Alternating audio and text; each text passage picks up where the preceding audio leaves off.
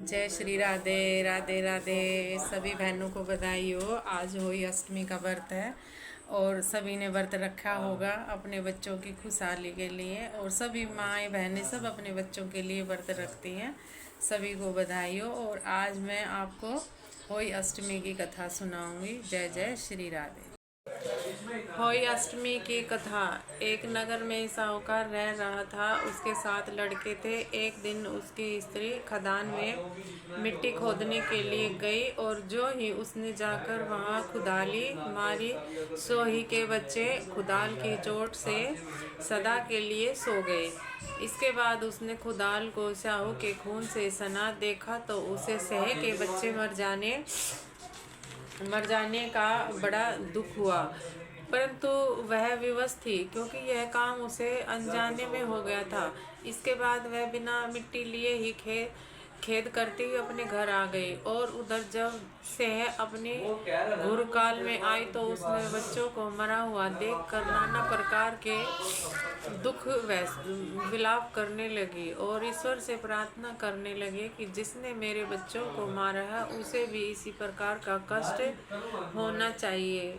उसके पश्चात उसके श्राप से के जेठानी के 7 लड़के एक ही साल के अंदर समाप्त हो गए, अर्थात मर गए। इस प्रकार अपने बच्चों को असमय काल के मुँह में समाये जाने पर सेठ सेठानी इतने दुखी हुए कि उन्हें किसी तीर्थ पर जाकर अपने प्राण गवा देना उचित समझा। इसके बाद वो घर छोड़कर पैदल ही किसी तीर्थ की ओर चल दिए और खाने की ओर कोई ध्यान न देकर जब तक इनमें कुछ भी शक्ति और साहस न रहा तब तक वो चलते ही रहे। और वो पूर्णतः असक्त हो गए तो अंत में मूर्छा हो गिर पड़े। उनकी दशा देखकर भगवान करुणा सागर ने उनकी मृत्यु से बचाने के लिए उनको पापों का अंत किया। और इसी अवसर पर आकाशवाणी हुई, हे सेठ, तेरी सेठानी ने मिट्टी खोदते समय ध्यान न देकर सह के बच्चों को मार दिया।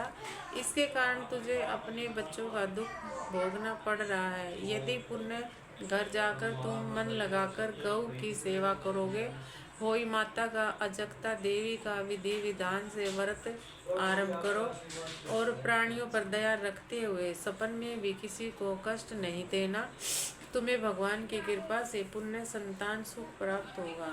इसी प्रकार आकाशवाणी सुनकर सेठ सेठानी कुछ अशक्त हो गए और भगवती देवी का स्मरण करते हुए घर को चले आए।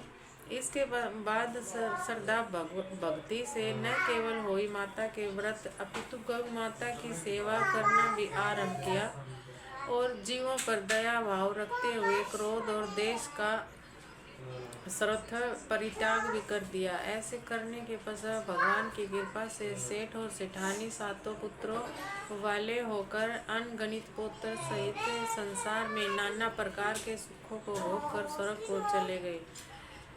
शिक्षा तो बहुत अच्छी है, सोच विचार के बाद भली प्रकार निश्चित करने पर ही कार्य आरंभ करो और अनजाने में किसी प्राणी की हिंसा मत करो और गौ की सेवा करो। साथ साथ होई माता अजगता देवी भगवती की पूजा करो। ऐसा करने पर अवश्य ही संतान के सुख के साथ साथ संपत्ति का सुख भी प्राप्त होता है। जय माता की।